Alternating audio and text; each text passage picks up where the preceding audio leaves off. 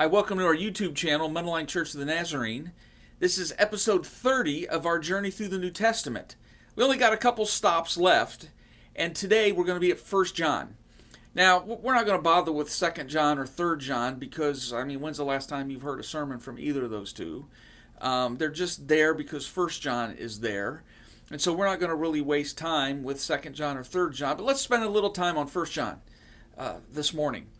Let's get some misconceptions out of the way. Right away, people say that this is written by the Apostle John, the same author as the Gospel of John. Well, that's fairly unlikely for a couple major reasons. One of which is this is a letter that's written quite late. It is amongst the latest books we have in the New Testament. Most people place its composition somewhere in the 90s. Let's say 94, 95. So if we're somewhere in the mid-90s, that would have meant that John was probably in his 90s at the time of composition, at a time and place when the average human being lived to be about 40, before cataract surgery, before all the things that we have today. And so it just seems a little highly unlikely. The second reason is by all accounts, John was a fairly rugged, common, everyman kind of person in the New Testament. And these Johannine letters, Gospel of John, plus the 1st and 2nd and 3rd John, are very, very well written.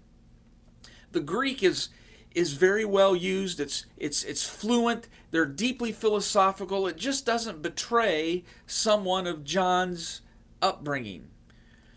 When you get to the Gospel of John, the person who wrote it is very, very aware of Jerusalem and Judea, all the landmarks, some of the phrasing and some of the geography.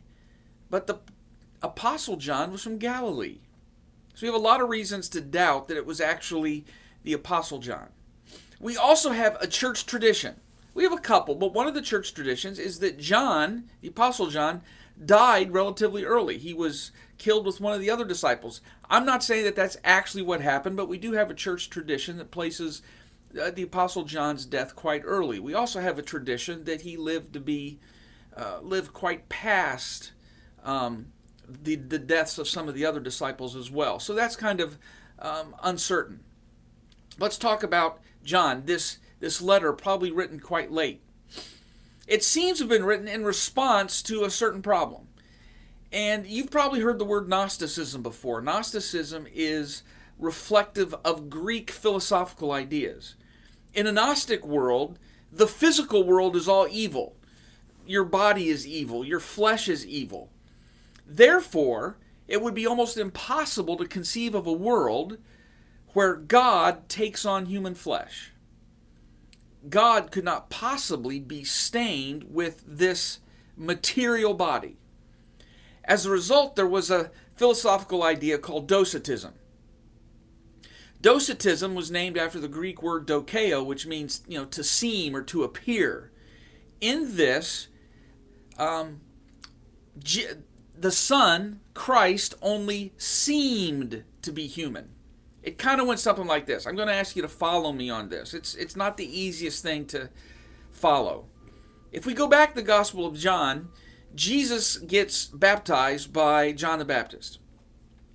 As he comes up out of the water, in the Gospel of John, there's a description. The Spirit descended on Jesus like a dove. In Docetism, that Spirit was God. This Jesus was just a guy, a good guy, but a guy like almost everybody else. And then after that point, all the miracles, all the great things that Jesus Christ did was the godlike Spirit Christ who took over this poor sap named Jesus' body. Then on the cross, we have those last words of Jesus, "Into your hands I commit my spirit." People who follow this heresy then would say that at that point, the Spirit, the God Spirit, the divine Spirit left Jesus, and so the only person that dies on a cross is this guy named Jesus. God had already left the body. Now, that's not at all what Christianity has taught, but that's what was going on. And so one of the things we have in the Gospel of John is the Gospel of John says, we have seen his glory, the glory of the Father's only Son, who took on flesh and died. That was the glory, not the miracles, not any of the great things, but the fact that God became flesh and walked around in our shoes for a while. So what happened then is this whole gospel was written to kind of correct this tendency, but it didn't. So a breakaway group emerges and follows this heresy and actually starts to leave the church. 1 John is written in response to this group.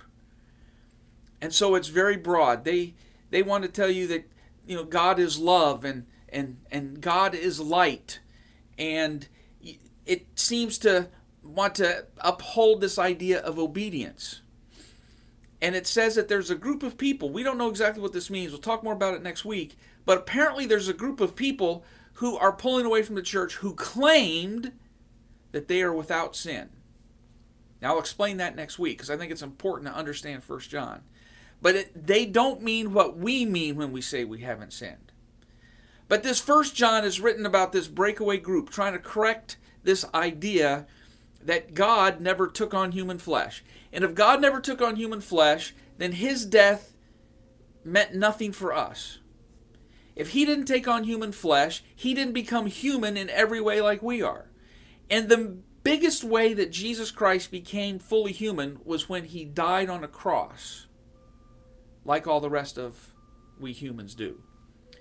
So anyway, that's just the simple message behind 1 John. Next week, I'm going to get really specific about this idea of people not sinning because, oddly enough, that same idea that was around in the first century is back, alive and fresh in 2019. And if we understand what it meant then, it might help us understand some of the philosophical ideas that are flowing around us today. Hey, I'm glad you joined us. This wasn't long. Hope it gives you a little idea into 1 John. Hey, like us, subscribe to us. Please ask us a question. We'll be happy to take any challenge, any question, and deal with it honestly. But we look forward to you joining us back here again next week.